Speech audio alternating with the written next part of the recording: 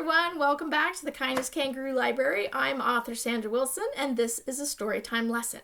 I'm not reading a story today because we're working on writing a story, and if you've joined me for the previous lessons, we've already talked about the main elements to creating a spooky story. From now till Halloween, we've been wanting to create some spooky stories inspired by my latest book, Spooky Stories and How to Write Them, which is now available on Amazon, and there'll be a link in the description below so you can get a copy for yourself. This book is filled with ideas, inspirations, and activities to help you practice, learn, and write a spooky story of your own. In our previous episodes, we've talked about character, setting, or the place the story takes place, and the situation, what happens in the story. And we've taken some fairly regular, ordinary happenings and decided to make them a spooky happening. And that's how we've got our practice in for our stories. Now, in order to put all this together and create a story of your own, we need to decide on our character, on our setting, and our situation. When you're creating a situation for a story, there's usually about 3 different ways you can do it. So it could be a journey and the character's getting from point A to point B, but it's not a straight line. There's lots that happens in between. There's some struggles, there's some obstacles, but it's a journey. Another idea would be that there's a growth that is needed for the character. So the character maybe has some issues that they're dealing with, some flaws that they're not so good with, and throughout the story, they grow, they learn, and they become better people by the end of the story. And then there's often ideas where there's a lesson to be learned in the story, sort of like the moral of a story, where the characters kind of have to learn as they go what's going to happen and what's going to do, sort of like a problem solving or a mystery, that kind of thing. So those are 3 main ideas. Now there's lots of different ideas, but if we stick to 3 main ideas, it helps us focus a little bit more on the story that we want to create. So taking one of those ideas, is it a journey? Is it a growth for the character? Or is it a lesson to learn or a problem to solve? And pick one of those that you want to create for your story. Now, once you have that idea, it helps you pinpoint the kind of setting, the kind of character that you want. For example, if you're creating a journey, you obviously are going to have different settings. So where do they go? Are they walking? Are they running? Are they being chased? So that's kind of the spooky story aspect of it. If you're talking more about growth of the character, is it fears that they have to get over? And is that why the story is spooky? Do they get scared so much and they face their fears and then they get through it, and that's the growth of the character? If it's problem solving, is it more like a mystery? Who is that monster? What is that monster's problem, and can we solve it? Sort of like the old Scooby-Doo mysteries where they find out the bad guy isn't a real monster, he's just somebody in a costume.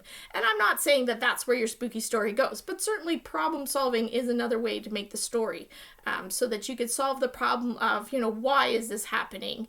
Or what should we do about this problem? There's a monster stomping through our city. How could we fix that problem? So now that you've got your idea, you've created some characters that would fit best into that idea and some settings that will take you through that journey, through that growth, through that problem solving. And you've decided on a situation, what makes it spooky? Is it a chase? Is it the spooky characters? Is the setting kind of spooky? Are there fears that are being conquered? Those are all the aspects into those. And you've made notes on all these things, or at least that's what you can do even after this video. Then take all those ideas and start putting it together. Now, a story usually starts with a beginning where you're introducing the character, the setting, the situation. One day the boy went to the library because he wanted to get a book on monsters. That's a simple introduction. As your story grows, it's like climbing a mountain, and it gets more exciting and more exciting, till it gets to the very exciting part. Now, this would be where a monster possibly is revealed, or where the idea is suddenly come across to solve the problem, or where they finally get enough belief in themselves, they know that they can conquer the other obstacles, that kind of thing. So let's say this boy goes to the library to find a book on monsters, and when he gets the book of monsters and he's reading through the book, and it's kind of scaring him because there's scary monsters in the book. So now we've created our character, our setting, and our situation.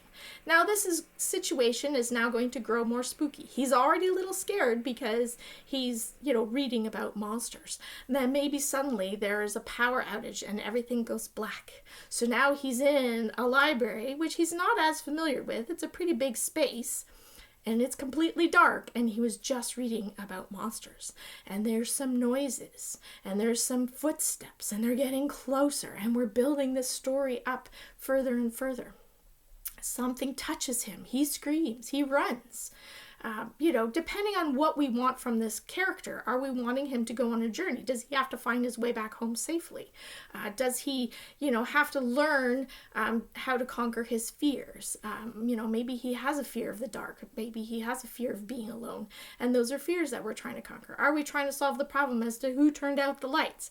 So depending on our situation as to where that story then advances. So you're getting more and more scare, and then boom, it's a big boo.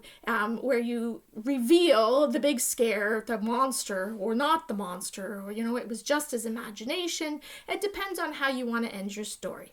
Now, keep in mind that a spooky story reflects on its audience. So if you're telling it to younger kids, you probably want to, get rid of the monster so that it's not going to come back and haunt the kids in their dreams. If it's for older kids, you might want to leave them hanging as to nobody knows what happened to the monster, or maybe they never found out, who turned off the lights, but make sure that there's enough solving of what's going on in the story so people don't feel like nothing ever happened. So, there's still some scary stuff happening. The character has some growth, but the monster doesn't always have to, be conquered. It could be, disappear and, maybe it'll come back another day, or, maybe it just runs away because there's enough courage to chase it away, and so the monster may be gone, but that character is now strong enough that monsters aren't so scary. So keep those things in mind when you're putting your story together. Give yourself a character, a setting, and a situation. Remember, only one of those has to be spooky. Then put it all together with a beginning, introduction, a middle where everything gets bigger and bigger and scarier, and then an end that explains everything at the end, or finishes everything off with the growth, the destination journey, or the problem solved, the monster being conquered or running away, however you want to do it. So put it all together and have fun creating your very own spooky story.